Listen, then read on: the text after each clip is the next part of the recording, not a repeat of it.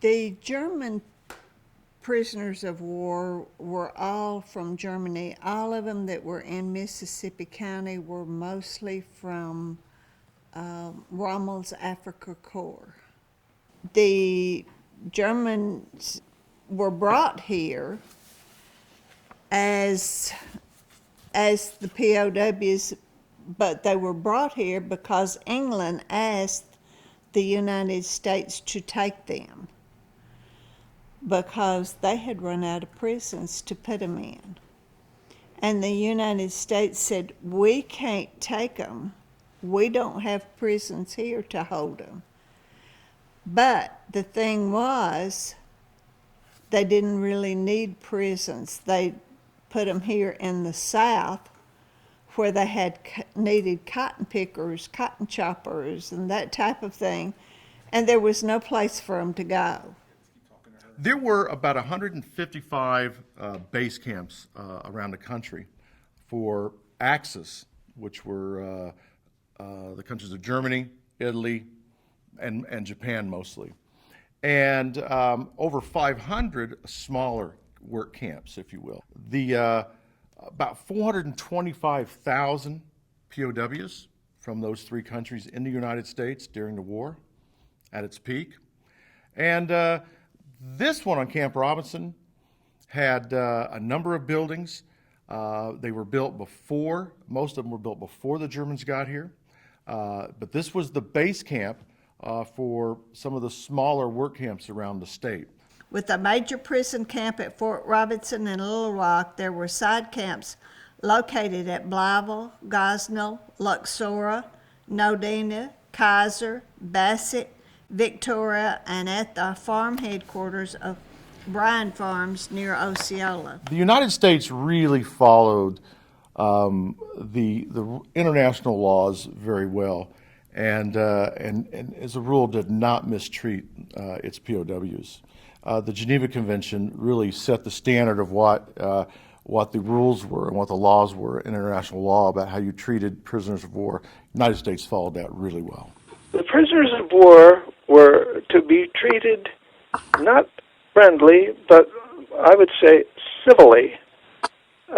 We were told not to be friendly with them, and the reason for that was there were Americans in German prison camps. Hundreds of bombers that were shot down over Germany, and each bomber had a crew of approximately 9 or 10 men. One of the most interesting things that I learned about the POWs was that they were glad to be out of the war.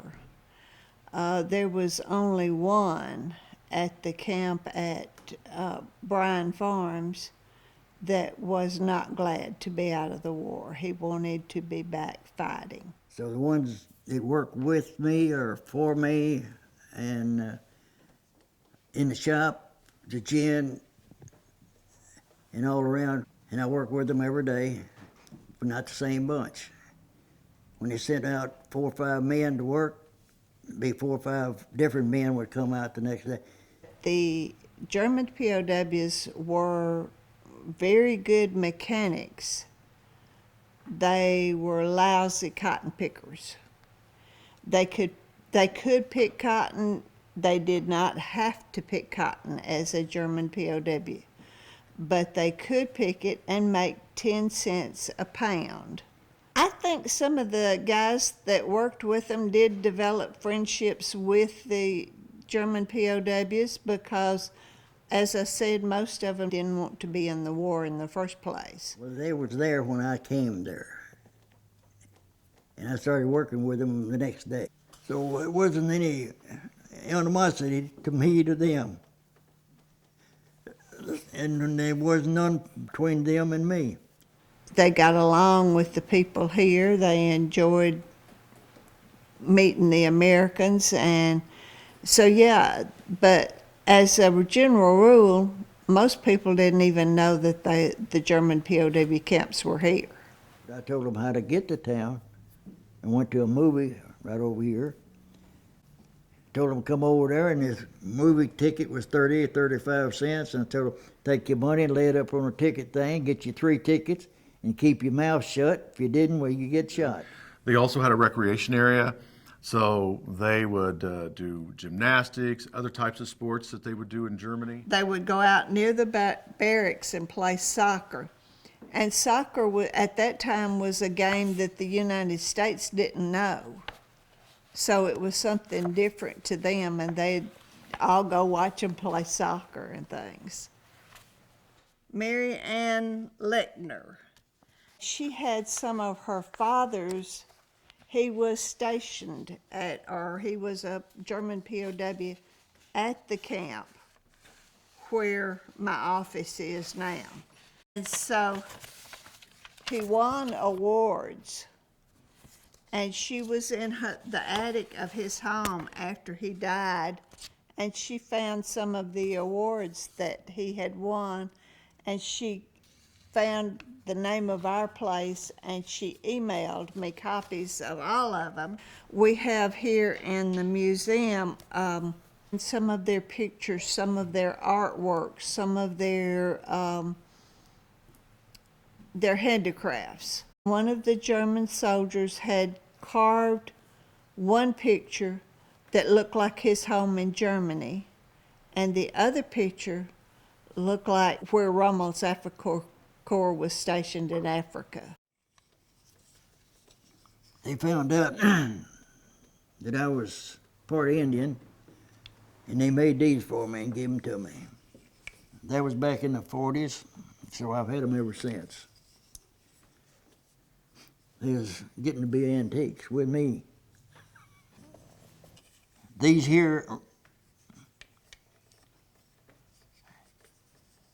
represents to me a friendship between the German prisoner and me. If you put the two enemies together, they become friends.